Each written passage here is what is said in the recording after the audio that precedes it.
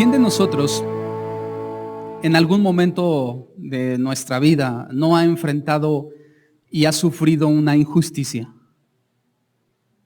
Creo que todos los que estamos aquí hemos en algún momento enfrentado y vivido el resultado y el dolor de la injusticia sobre nosotros. Y eso es algo que podemos ver en el mundo. El mundo está lleno y está gobernado por la injusticia. A donde quiera que nosotros miremos vamos a encontrar justicia. Desde dos niños pequeños que excluyen a otro niño solamente porque es huérfano, hasta un gobierno que abusa del más débil y pobre para beneficiar al más rico solo porque él tiene posibilidad de aportar o de comprar su propia justicia. Vemos injusticia en todas partes. La realidad es que la injusticia es parte de nuestra naturaleza, está dentro de nosotros. No solamente se trata de enfrentar o sufrir la injusticia, sino que muchas veces nosotros también somos injustos con otros. Es parte de nosotros.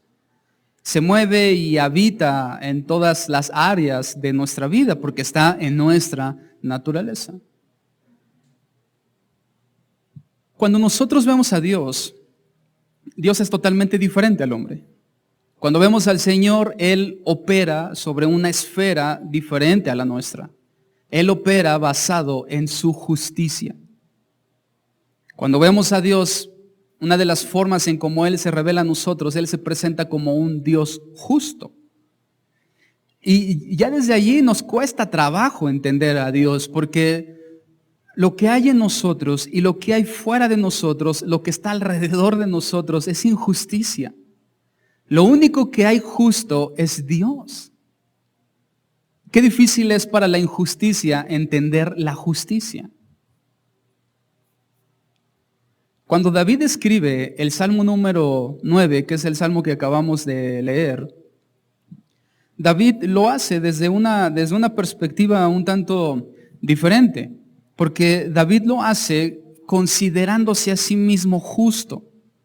Y poco a poco vamos a ir explicando eso, porque la forma en cómo nosotros podemos reconocer, agradecer y alabar a Dios por su justicia es que nosotros estemos del lado de la justicia. Porque aquellos que estén del lado de la injusticia no les conviene en lo absoluto tener un Dios justo. Por lo tanto, cuando David habla de Dios y reconoce la justicia del Señor, Él lo hace considerándose delante de Él como justo. Ese juicio, por lo tanto, y ese carácter de Dios de justo, nos va a convenir o no convenir en medida del lado del cual nosotros estemos. Así que si de algo debemos preocuparnos a lo largo de nuestra vida, es no que Dios esté de nuestro lado, sino que nosotros estemos del lado correcto, del lado de la justicia. Porque Dios nunca va a modificarse, a cambiarse, a abandonar su justicia para venir a estar con nosotros en la injusticia. No, Él va a permanecer en esa línea. Él es justo y no va a sacrificar su justicia por nadie ni ante nada. Así que somos nosotros, el hombre, el que debe de asegurarse que está del lado de Dios, del lado de la justicia. En este salmo, David, hablando y haciendo una exposición acerca de la justicia de Dios, él nos muestra 3 respuestas que el hombre debe de tener a esa justicia de Dios o a ese atributo de Dios. Lo primero que David nos dice es que el hombre que considera la justicia y que vive del lado de la justicia debe alabar a Dios porque es justo. Número 1. ¿Cómo respondemos a esa justicia de Dios? Debemos alabarlo, exaltarlo. Número 2. David dice que también el hombre que reconoce la justicia de Dios debe al mismo tiempo reconocer a Dios porque Él es justo. No solamente alabar la justicia, sino reconocer a Dios como alguien que verdaderamente es justo. Y eso es complicado. Porque muchas de las cosas que suceden en nuestra vida se las atribuimos a Dios y consideramos muchas veces que Él no es justo. Sin embargo, David nos muestra que aquellos que entienden y que conocen a Dios lo reconocen como un Dios que sí es justo. Y número 3, que es como una consecuencia a las 2 anteriores, David hace una petición. Le alaba porque sabe que Dios es justo, lo reconoce como un ser justo. Y número 3, David, en base a esas dos cosas, le hace una petición a ese Dios justo. Si tú pudieras hacerle una petición a un Dios justo, ¿qué le pedirías? Si hemos alabado a Dios porque reconocemos su justicia y le reconocemos como un Dios que sí es justo, ¿qué podría yo pedirle a ese Dios justo? Bueno, a lo largo de los salmos, o de este salmo en específico, vamos a ir respondiendo esas preguntas. Así que, si el día de hoy tú vienes y en tu mente o en tu corazón has sufrido una injusticia, o en algún momento has sufrido una injusticia y no has entendido por qué, o tal vez hay dudas en tu corazón respecto a no poder entender la justicia de Dios, respecto a las circunstancias que te acontecen, o simplemente te es difícil creer que Dios es justo considerando cómo está este mundo, este salmo es para ti.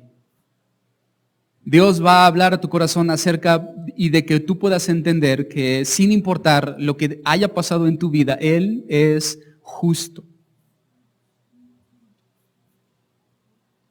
¿Cuál es la primera respuesta entonces del hombre a esa justicia de Dios? Y dijimos que David establece como alabar a Dios porque es justo. Verso número 1 del Salmo 9, verso 1 y 2. Vamos a ir avanzando por bloques que definen cada una de esas tres respuestas. El primer bloque de 2 versículos nos da la respuesta, o nos muestra la respuesta de David a la justicia de Dios en alabanza. Y lo primero que David dice es: te alabaré, oh Jehová, con todo mi corazón. Contaré todas tus maravillas, me alegraré y me regocijaré en ti. Cantaré a tu nombre, oh Altísimo. Qué difícil es reconocer a Dios como justo cuando a lo que mis ojos sucede en mi vida no es justo. No sabemos en qué momento exacto de la vida de David él escribe el Salmo 9. Lo que sí sabemos por su comportamiento a lo largo de toda la descripción que hace tanto Crónicas como Reyes acerca de la vida de David, podemos saber que a lo largo de todo su caminar con el Señor, David siempre supo que Dios era justo. Sin importar en qué momento de su vida David escribió este salmo, lo que es la seguridad para nosotros respecto a él es que sabía que Dios era justo. Y entonces podemos intercalar esta verdad de alabar a Dios por su justicia en diferentes circunstancias difíciles de la vida de David y encontrarnos a una persona que fue capaz de reconocer y alabar a Dios como justo cuando en medio de una circunstancia por su propio error su hijo muere. Él comete un error y Dios lo perdona. De cierto te digo, no morirás, tu pecado ha sido perdonado, pero el hijo que concebiste morirá. Y creo que cualquier padre pudiera decir: eso no es justo, yo fui el que hizo lo malo, el que tiene que morir soy yo. Pero Dios dice: no, a ti te he perdonado, él morirá. No es justo eso. Podemos ver a David huyendo en el desierto, perseguido por Saúl. Cuando David lo único que había hecho era haber sido fiel al rey, y él tuvo la oportunidad muchas veces de matarlo. En una ocasión cortó un extremo de su manto y él se sintió tan culpable, tan mal. Y sin embargo, Saúl no tenía consideración de David y lo perseguía por todas partes. Y podríamos considerar: no es justo. No es justo que yo haya sido fiel y que esa persona a la cual fui fiel, ahora ella me esté persiguiendo a mí. No es justo. Y si avanzamos y avanzamos y avanzamos en la vida de David, vamos a encontrar injusticias. Él mata a un filisteo y como recompensa a eso, él obtiene la hija de Saúl. Luego él huye y cuando regresa, su recompensa se la habían dado a otro. Eso no es justo. Yo maté al gigante, era mi recompensa. No es justo. Sin embargo, y sin importar en qué momento David escribió este salmo, él entiende que Dios es justo. Y su respuesta a ese Dios justo no fue un cuestionamiento acerca de cómo opera su justicia. No fue un cuestionamiento acerca de su falta de entendimiento respecto a la justicia. sino que David dijo, te alabaré, oh Jehová, con todo mi corazón. Cantaré todas tus maravillas.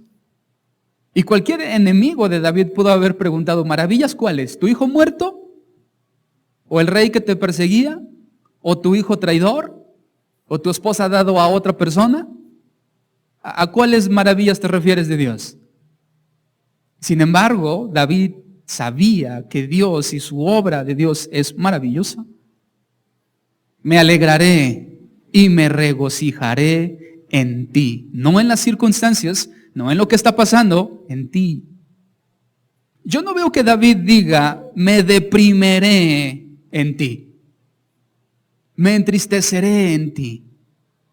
La respuesta de David a la justicia de Dios es, me alegraré y me regocijaré. Y en respuesta, cantaré a tu nombre, oh Altísimo.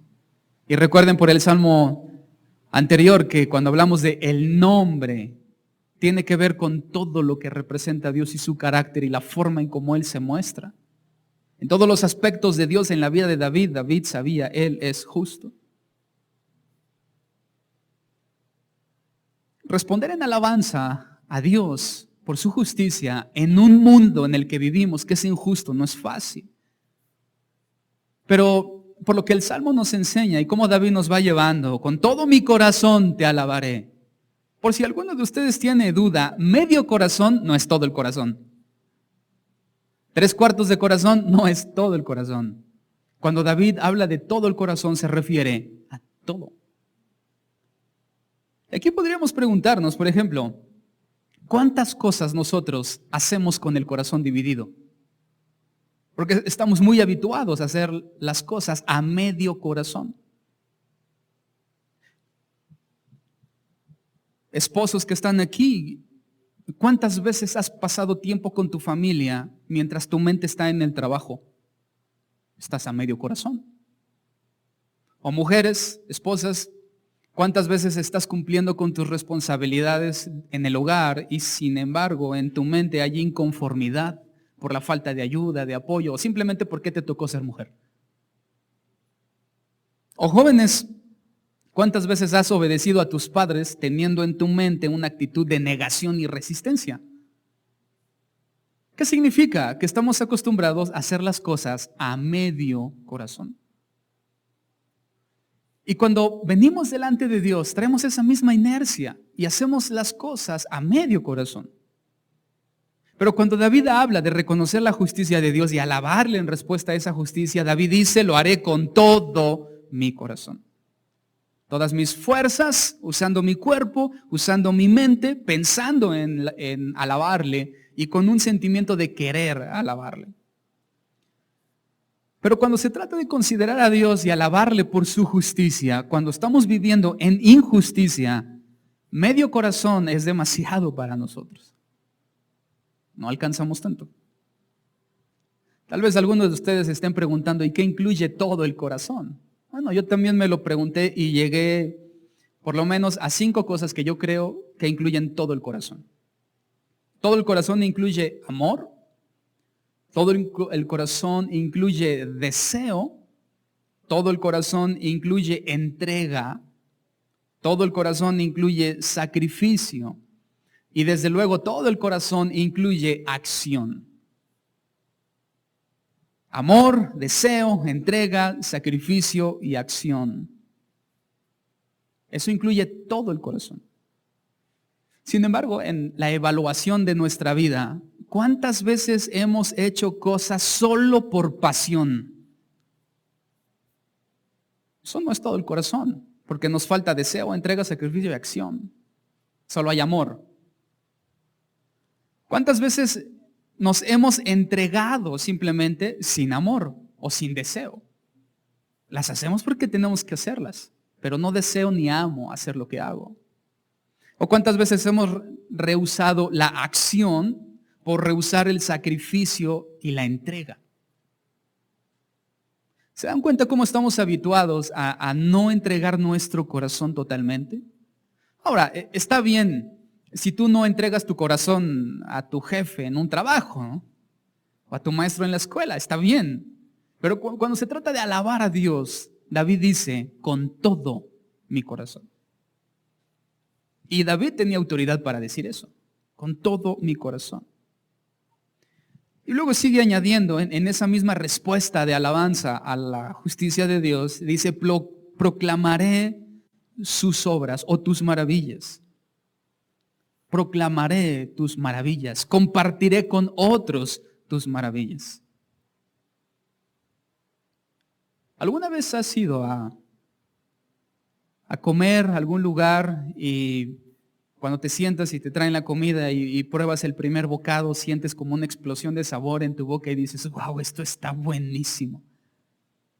Y cuando te traen la cuenta, tú dices, esto estuvo todavía mejor. No solamente fue bueno, sino que además fue barato. Entonces tú reconoces atributos en esa acción o en ese lugar. Y cuando tú sales, una de las primeras cosas que quieres hacer es comentar con otros. Y en el momento que surge la menor oportunidad, a veces hasta creo yo mismo la provoco, compartimos un lugar grandioso, hermoso y barato. Compartimos lo bueno que consideramos de algo. ¿Cuán avergonzados deberíamos de sentirnos cuando comparamos a un restaurante bueno y barato con un Dios justo? Y que en nuestros labios hay más proclamación por eso bueno y barato que por nuestro Dios justo y bueno. Nosotros deberíamos estar en las azoteas proclamando y hablando y dando a conocer acerca de este Dios que hace cosas maravillosas. Sin embargo, guardamos silencio de esas cosas.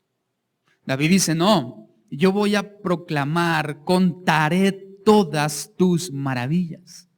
Voy a contar a otros lo que yo he visto que tú has hecho. No solamente en mí, sino en todo. Y luego David dice, me gozaré y me regocijaré en ti, gozo. La alabanza incluye no solamente música, sino una proclamación de sus obras y además incluye gozo en nuestro cántico por reconocer a Dios. Y creo que solo aquellos que han contemplado verdaderamente la justicia de Dios y que confían en Él para el día de la injusticia, pueden verdaderamente gozarse en un Dios que es justo, en un Dios que es bueno y que es recto.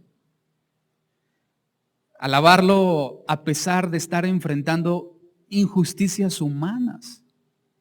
Porque créeme que la injusticia humana no es un reflejo del Creador que está en los cielos. La injusticia humana es un reflejo de la rebelión de esa creación a un Dios justo. Es decir, que la misma injusticia del mundo debe darnos a entender que nuestro Dios no tiene nada que ver con esto, que nuestro Dios es diferente a esto. Y que lo que pasa en el mundo es el efecto de la rebelión del hombre sobre ese Dios.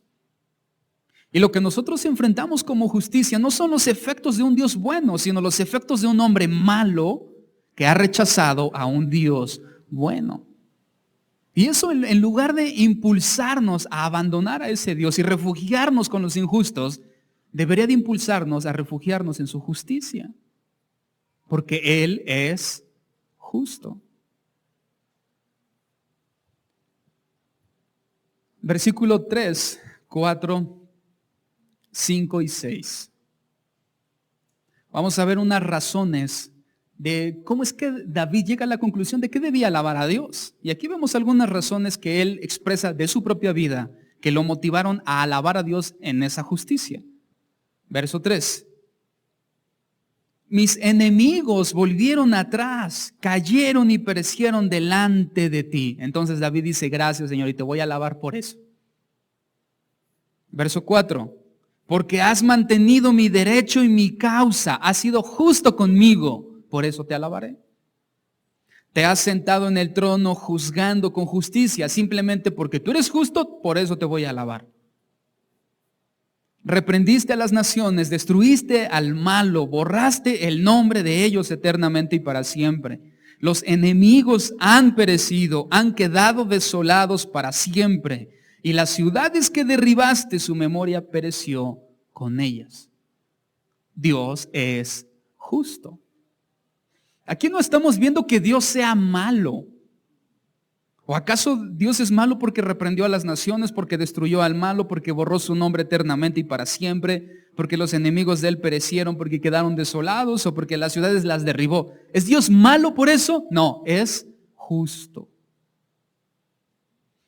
Es un tipo de justicia que el hombre no está acostumbrado a ver. Porque es un tipo de justicia pura, un tipo de justicia perfecta. El hombre no puede asimilar ese tipo de justicia porque el hombre en sí mismo es injusto. El hombre asimilaría una justicia del tipo que con estas naciones perversas aún así Dios pudiera bendecirlos. Entonces ellos sí dirían que bueno y justo es este Dios que bendice al malo. Pero como ellos no están del lado de la justicia, sino del lado de la injusticia, todo acto de Dios justo para ellos es injusto. Los que estamos de este lado de la justicia, todo acto injusto a consideración de ellos, para nosotros es justo. Ahora tengamos cuidado de no estar de un lado y pensar como el otro. David dice, los enemigos fueron derrotados. Y por eso yo alabo a Dios porque Él es justo. Eso pudiera ser un poco incongruente. ¿Por qué? David dice, mis enemigos volvieron atrás, cayeron y perecieron delante de ti. Sin embargo, si hacemos un poco de memoria, nosotros sabemos que una de las consecuencias de la rebelión y el pecado de David fue guerra y que él no iba a tener paz. Incluso cuando él quiere y luego Dios le da la oportunidad a Salomón de construir el templo, David lo quería hacer, pero Dios le dijo, no, tus manos tienen sangre. Tú has sido un guerrero, tú no puedes hacer esto. Porque él siempre vivió con guerra. Sin embargo, y a pesar de que esa guerra fue producto muchas veces de sus errores, y que muchas de las derrotas que vemos son producto de la intervención de David anulando la intervención de Dios, aún así David considera que Dios era justo. Porque mira, muy posiblemente, tampoco quiero aventurarme a algo así, ni lo deseo, pero muy posiblemente por nuestros errores no muera nadie. A menos que seas médico y bueno, ahí puede ser que sí suceda. Pero es casi obvio que a lo largo de toda tu vida, por los errores que tú cometas, no muera nadie. Pero David, por sus errores, moría gente. Él cometió un error, dirigía mal a su ejército y moría gente. Él cometió el error de un día, en lugar de ir a consultar a Dios como siempre lo hacía para ir a la guerra, él se le ocurrió hacerlo sin consultar a Dios y murió mucha gente. Incluso en una ocasión se le ocurrió traer el arca del pacto de vuelta y puso ahí a un jovencito que tocó el arca y murió por culpa de David. Los errores de él costaron muertes. Enfrentó a sus enemigos y algunas veces fue derrotado también, sufrió la pérdida. Pero cuando él hace la evaluación de su vida y escribe este salmo, aunque hay derrotas en su caminar, él hace un resumen, un promedio en su vida y él dice, mis enemigos volvieron atrás, cayeron y perecieron delante de ti. David no dice delante de mí, sino que él asume que todo fue por el Señor. Y ahí es donde se vuelve difícil y complicado para nosotros, porque cuando estamos en una situación de aflicción y que no entendemos la justicia de Dios, y peor, en lugar de contemplar a Dios y voltear a Él, volteamos al mundo. Y cuando nosotros volteamos al hombre, vemos al hombre regocijándose en su maldad y obteniendo un beneficio y disfrute de su maldad. Entonces nuestra mente y nuestro corazón se confunden. Porque según nuestra lógica, ellos tendrían que estar sufriendo más que yo. Pero resulta que en la evaluación de mi vida yo estoy sufriendo más que ellos. Y cometemos el error de juzgar la justicia de Dios a la luz de mi sufrimiento o de mi gozo. Es decir, si yo no sufro y me beneficio, Dios es justo. Pero si yo sufro y no me beneficio, Dios no es justo. Porque con esa simpleza lo evaluamos, hermanos. Así de simple. Tal vez tú puedes estar hoy totalmente convencido de que Dios es justo, pero si tú sales de este lugar y sufres algún tipo de percance, tú vas a poner en un segundo en duda la justicia de Dios que 20 minutos antes estabas convencido. Y no solamente es un mal tuyo, es mío, es de todas las personas. Porque en nuestro corazón hay injusticia. No somos justos para evaluar a Dios, si se le puede llamar así, o para considerar el resultado de Dios en nuestra vida. No somos justos para evaluarlo. No somos justos para evaluar a otras personas. No somos justos para evaluar a quien amamos. Es más, ni siquiera somos justos para autoevaluarnos.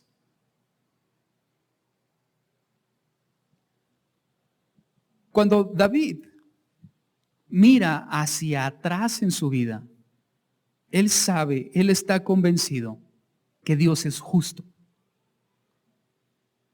La justicia de Dios debe de evaluarse no a la luz de una circunstancia presente, sino a la luz del actuar de Dios en circunstancias pasadas. Porque si yo evalúo a Dios a la luz de mi circunstancia actual, yo puedo cometer el error de determinar, Él no es justo. Pero sin embargo, miramos hacia atrás en nuestra vida a todos esos eventos, sucesos, situaciones que han pasado ya tiempo atrás.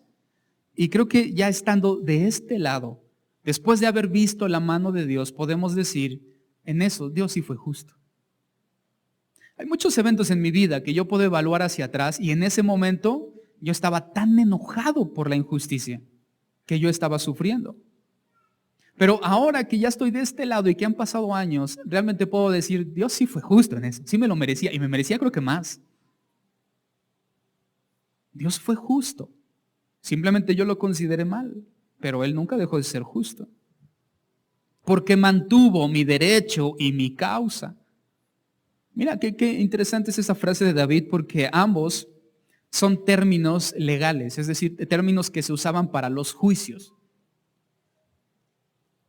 El primero de ellos, derecho, tiene que ver con la determinación de entregar a ambas partes en conflicto, a cada una lo que le corresponde.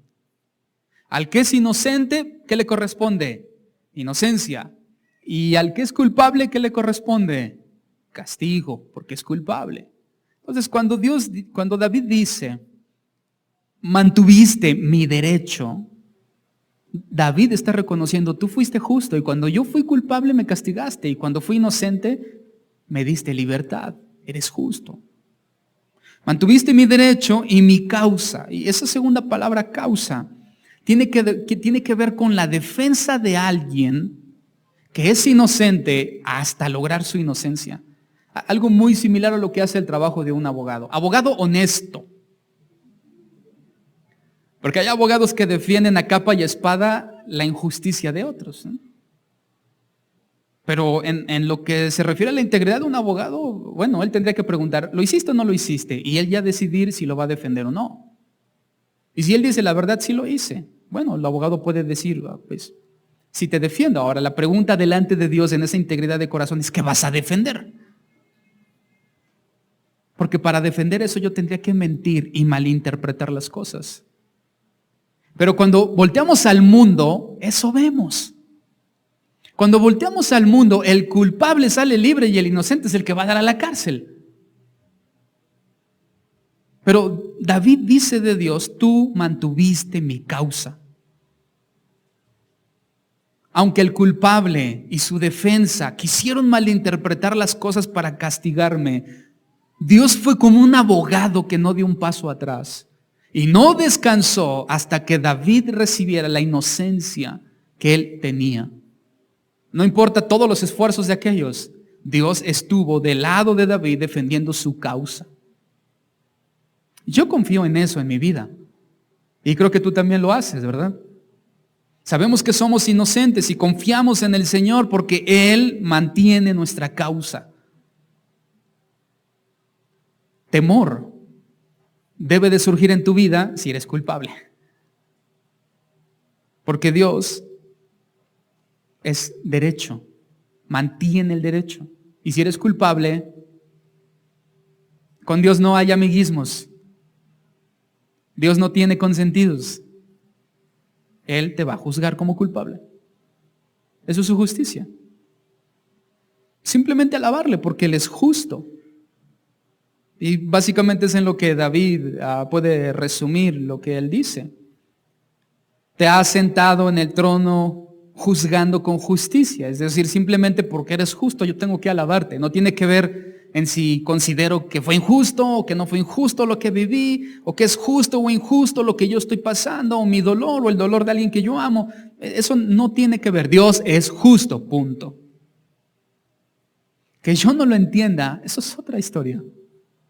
Pero Él no deja de ser justo, ni su justicia se adapta a mi entendimiento. Él permanece en su justicia. El que tiene que entenderlo y aceptarlo, soy yo. David dice, por eso te alabo, porque eres justo. Punto número 2. La segunda respuesta que el hombre debe de tener a la justicia de Dios, ya vimos que es alabarlo en diferentes esferas y bajo diferentes puntos lo vimos. El segundo punto es reconocer que Dios es justo.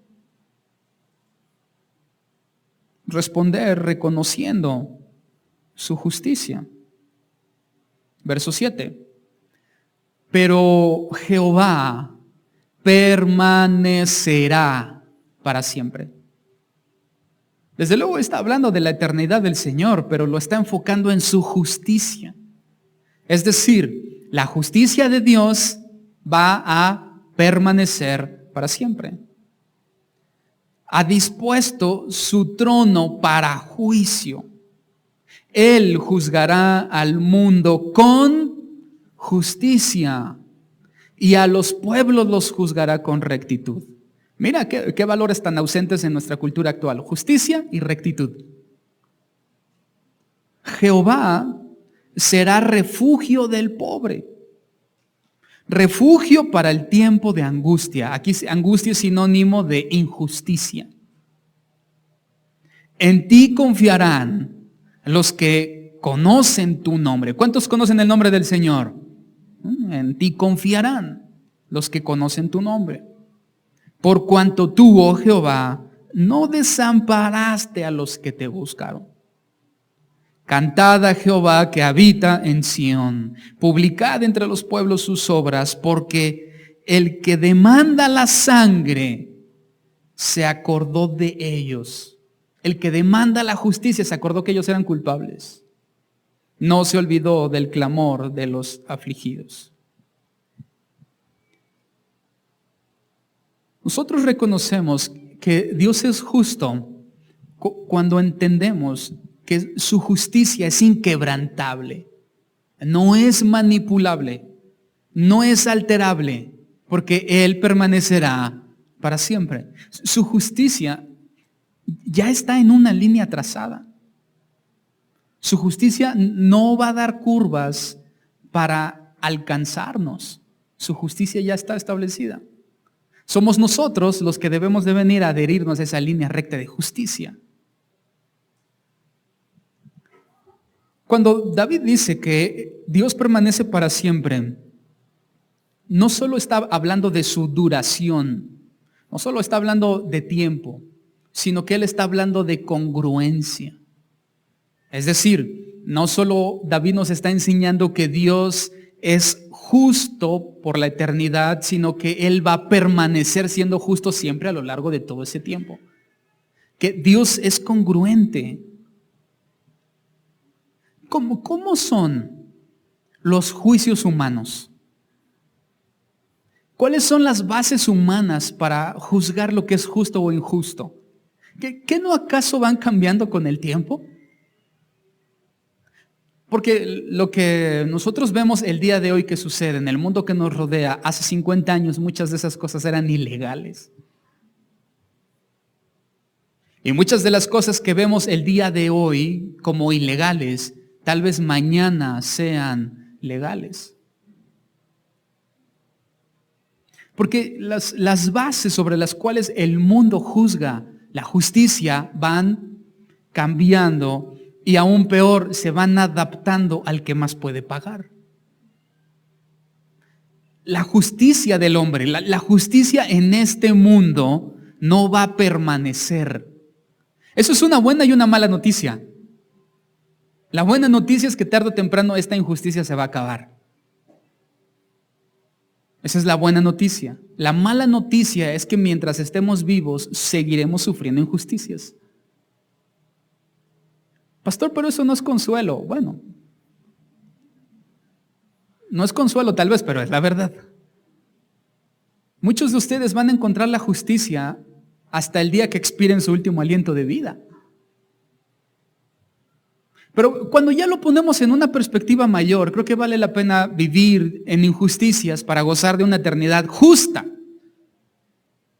Porque creo que aquellos que apuesten al revés, al final perderán.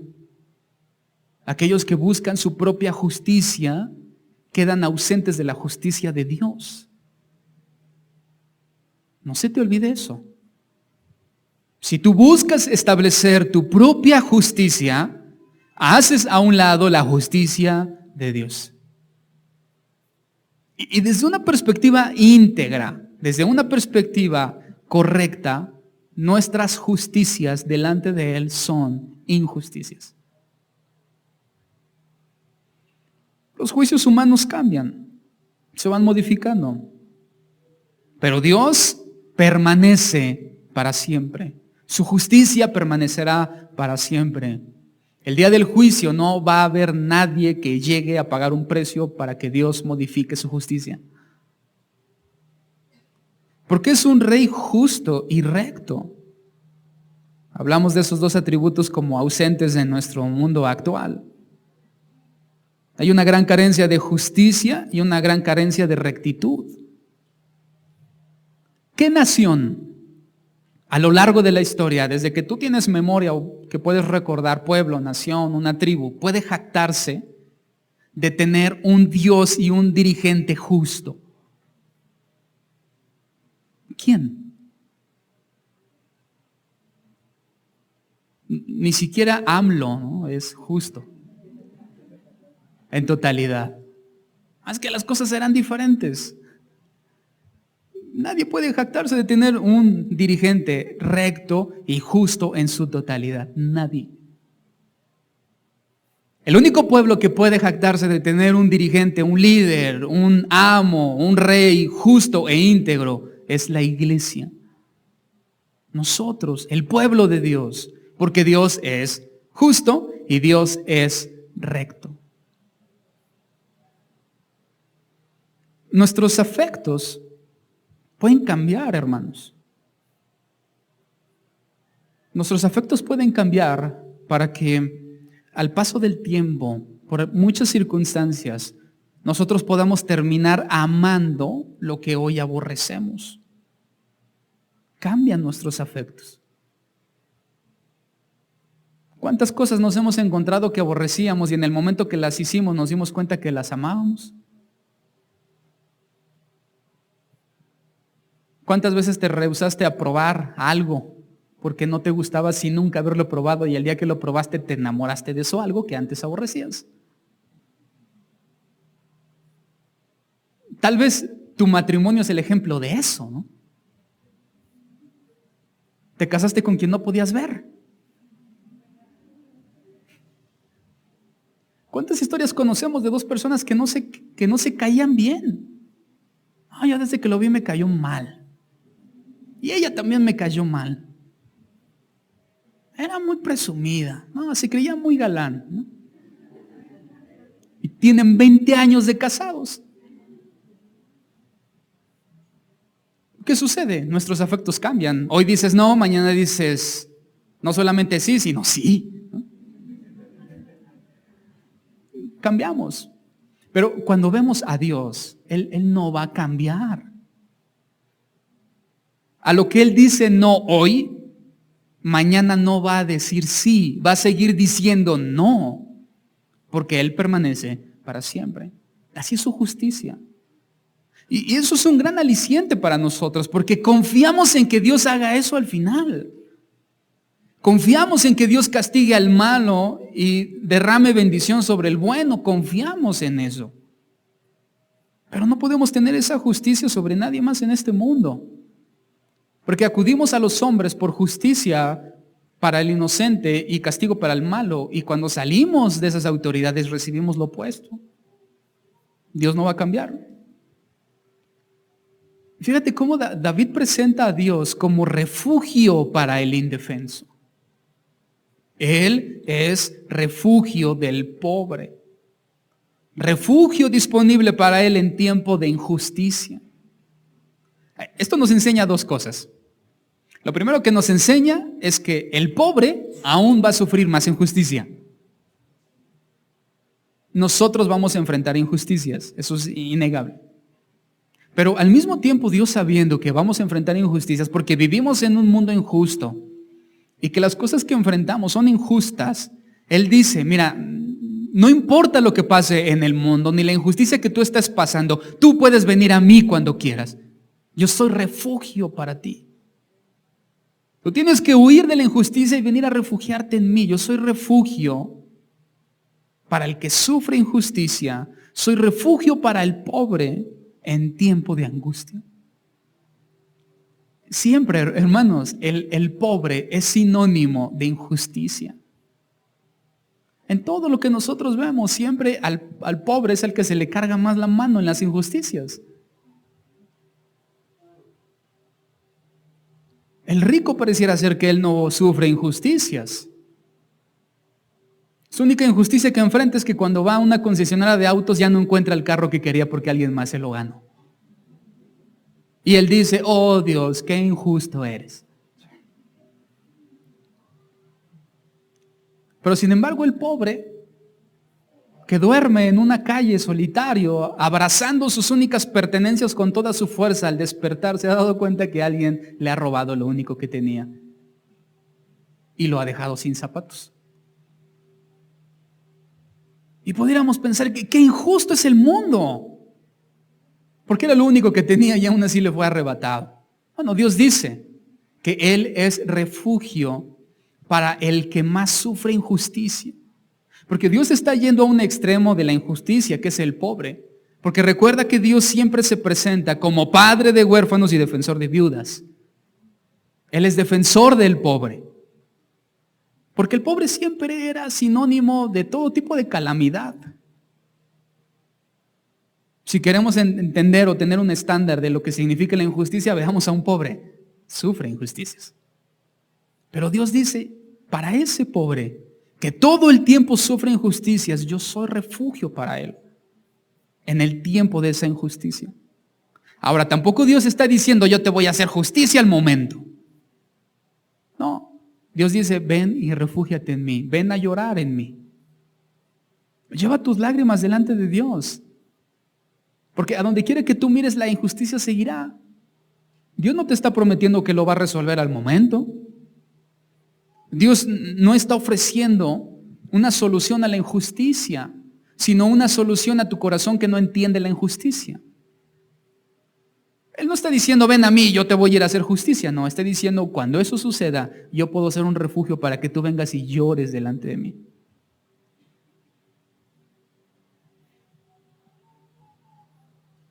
Nosotros somos malos. Bueno, es lo que Dios dice, ¿no?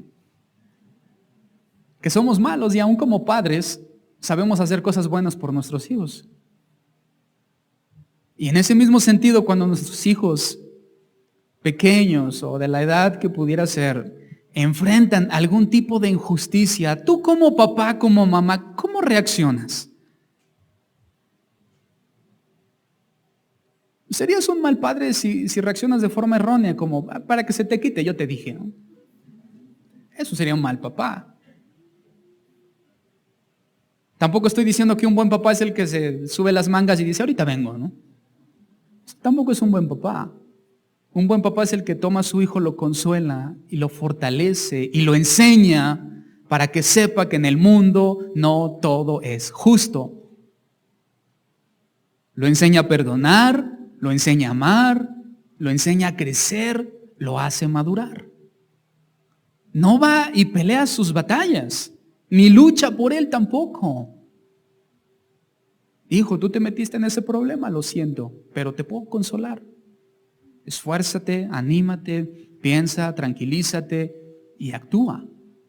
No sale y vive por él y hace por él y toma decisiones por él. No, Dios no es así. Dios nos enseña y nos hace madurar.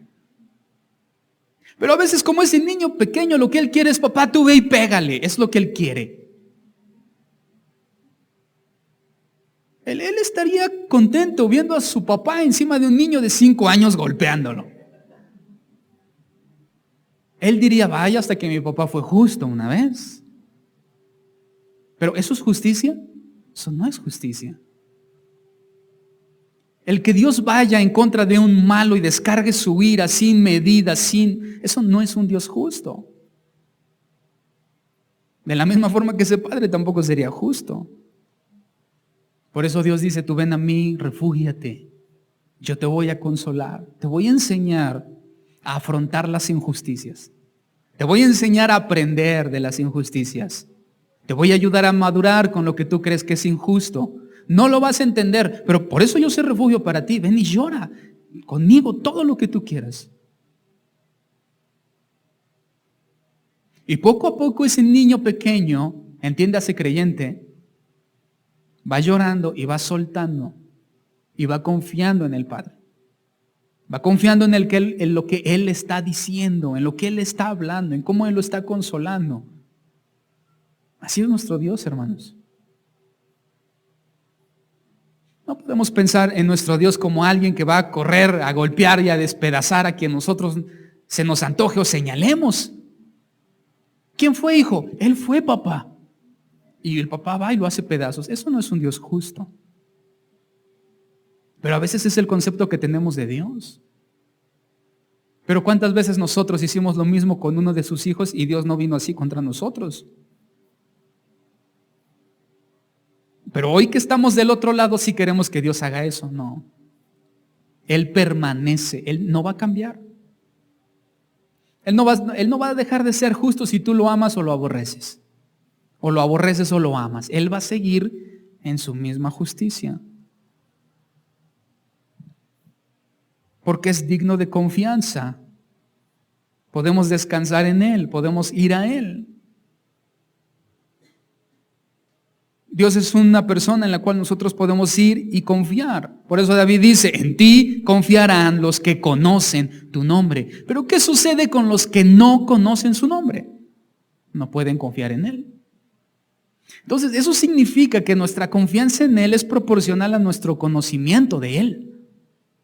Si tú le conoces y dices conocerle, tienes que confiar. ¿Confiar en qué? En que lo que te está pasando, Dios no ha dejado de ser justo. Pastor, pero ¿cómo puede ser justo? Vea cómo estoy, vea lo que estoy pasando. ¿Cómo Dios puede ser justo? Bueno, el problema no es conmigo. Tú tendrías que ir con Él y llorar, refugiarte en Él. Porque es un Dios digno de confianza. En este mundo, hermanos, ¿a quién podemos ir en quien podamos confiar para justicia? A nadie. Más bien aprendamos a sufrir las injusticias. Gracias al Señor que Él tiene memoria, porque dice no se olvida del clamor de ellos. Imagínate que Dios no tuviera memoria. Pero Él dice que no se olvida de tu clamor en tiempos de injusticia. Él lo tiene presente. Y tarde o temprano habrá un pago por eso. Hablando del que es injusto. Finalmente David termina. Bueno, es el penúltimo paso, aunque el último es muy, muy breve. David termina haciendo una petición. Y aquí volvemos a una pregunta que yo les hice al inicio. En base de todo esto, ¿qué pudieras pedirle a ese Dios que es justo? Tal vez pudieras pedirle, haz justicia. Sin embargo, cuando David hace su petición, verso 13 y 14, David dice, ten misericordia de mí. Él no pide justicia, Él pide misericordia. Jehová, mira mi aflicción. Mira mi aflicción que padezco a causa de los que me aborrecen. Tú que me levantas de las puertas de la muerte, para que cuente yo tus alabanzas en las puertas de la hija de Sión y me goce en tu salvación. Misericordia. Podemos entender misericordia como la consideración que una persona tiene que la hace moverse o que la mueve a tomar una acción para tratar de aliviar la aflicción de esa otra persona. Eso es misericordia. Cuando una persona está sufriendo, yo la veo sufrir y me mueve a tomar una acción, a ayudarle a sobrellevar su sufrimiento o aliviar su sufrimiento. Esa es la definición de misericordia. Compadecerme de alguien sin acción, eso no es misericordia, sino una situación que me mueve a una acción para ayudar. Dios es misericordioso. Cuando Él ve nuestro clamor y Él ve nuestro sufrimiento, Él se conmueve por nuestro dolor y toma una acción para ayudarnos a aliviar nuestra aflicción, que es su presencia, estar con nosotros, estar allí, es Él. Porque en los tiempos de aflicción, todos los que estamos aquí hemos pasado tiempos de aflicción, tiempos difíciles.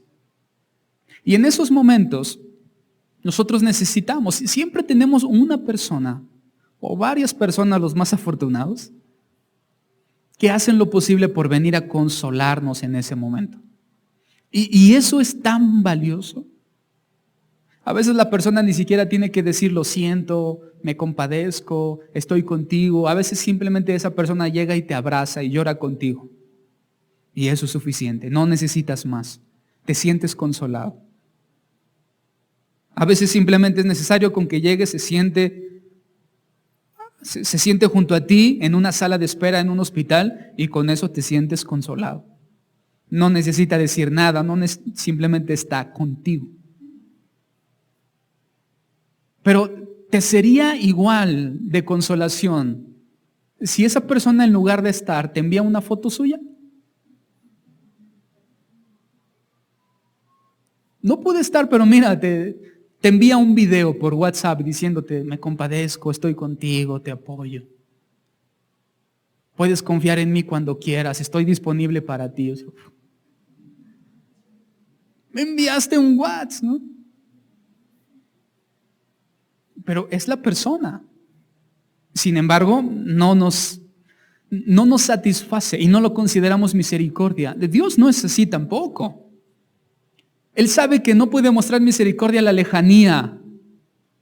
Él tiene que venir a nosotros, consolarnos cara a cara. ¿Cómo lo resolvió? Su Hijo Jesucristo. Y así Dios puede ser misericordioso con nosotros. En lugar de enviarnos una foto, Él nos envió a su Hijo.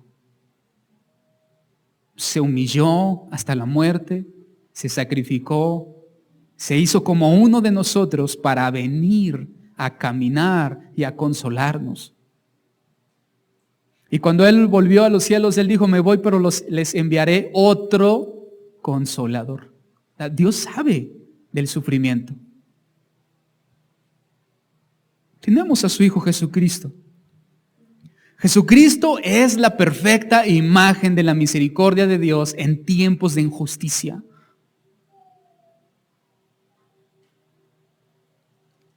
Todos hemos sufrido injusticias, pero créeme, vamos a sufrir más injusticias.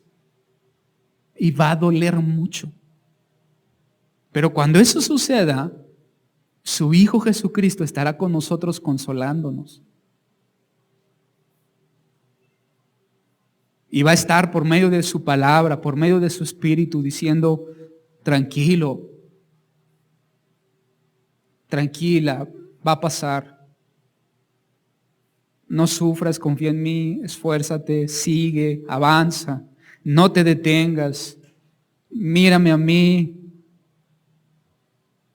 Y va a estar allí, porque siempre ha sido así. Porque Él es la imagen del Dios invisible que es misericordioso. Entonces en Cristo vemos la misericordia del Padre. Y si algún día se te olvida su misericordia para tiempos de injusticia, hay una cruz que nos lo recuerda todo el tiempo. Si tú crees que Dios no se ha movido para hacer algo por ti, mira esa cruz. Claro que Dios ha hecho algo por ti. Más de lo que te imaginas, más de lo que puedes entender o de lo que merecemos recibir. Su Hijo. A cambio de nuestros sufrimientos. ¿Qué no acaso su palabra dice que Él cargó nuestras dolencias? Las que son resultado del pecado y resultado de esas injusticias, de nuestros errores, de la esclavitud del pecado sobre nosotros, de la esclavitud del pecado sobre la vida de otros que me afecta a mí. Él es misericordioso. Y finalmente, David termina haciendo una proclamación de una justicia futura. Como un aliciente en el cual David nos dice, y Dios nos enseña, en este mundo habrá injusticia, pero tarde o temprano la justicia vendrá. Y así termina este salmo. A partir del verso 15. Se hundieron las naciones en el hoyo que hicieron. Eso tarde o temprano va a pasar, hermanos. En la red que escondieron fue tomado su pie, es decir, lo que ellos hicieron para dañar a otros, ellos mismos cayeron allí. Jehová se ha hecho conocer en el juicio que ejecutó. En la obra de sus manos fue enlazado el malo. Los malos serán trasladados al Seol, el pago justo por lo que hicieron. Todas las gentes que se olvidan de Dios también irán allí. Porque no para siempre será olvidado el menesteroso, ni la esperanza de los pobres perecerá perpetuamente. Levántate, oh Jehová, no se fortalezca el hombre. Sean juzgadas las naciones delante de ti. Pon, oh Jehová, temor en ellos. Este temor no se refiere al temor que nosotros tenemos de Él. Un temor de Dios que te lleve a conocerlo, que te lleve a amarlo. Sino este temor es por su juicio. Pon, oh Jehová, temor en ellos. Que conozcan que eres justo. Conozcan las naciones que no son sino hombres. Tarde o temprano, el hombre va a sufrir un dolor tan grande cuando se den cuenta que no son dioses. Cuando se den cuenta que no pueden vivir como quieran, hacer lo que quieran, ir a donde quieran. Y será demasiado tarde. Conozcan las naciones que no son sino hombres. La perfecta justicia de Dios será revelada en el día de su Hijo Jesucristo. Si tú quieres ver en este mundo una justicia plena en todo, eso únicamente va a suceder cuando su Hijo vuelva. Y cuando Él vuelva, no solamente traerá una recompensa con Él a todos los que le amaron, sino que también traerá una justicia inquebrantable a todos los que padecieron injusticia. Así que, si nosotros confiamos en el Señor y confiamos en que Él es justo, no importa que en nuestra vida no veamos esa justicia, porque cuando su Hijo Jesucristo vuelva, nadie quedará exento de su justicia. Tú recibirás lo merecido y ellos recibirán lo merecido. No para 50, 70 u 80 años, para toda la eternidad. Así que más bien debemos estar seguros que estamos del lado correcto, del lado de la justicia. Y si estás del lado de la injusticia, Dios es misericordioso y puedes venir a buscar refugio en Él y cambiarte de bando y encontrar refugio en un Dios que es misericordioso.